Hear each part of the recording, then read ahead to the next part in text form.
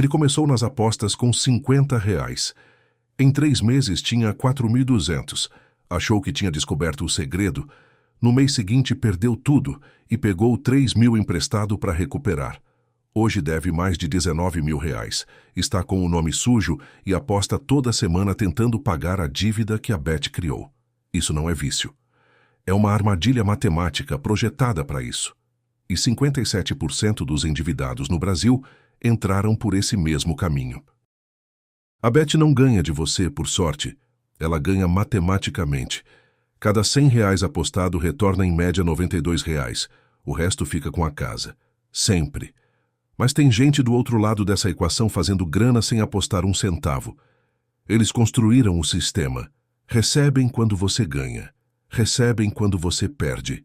E enquanto você não entender em qual lado dessa mesa você está, você vai continuar financiando eles.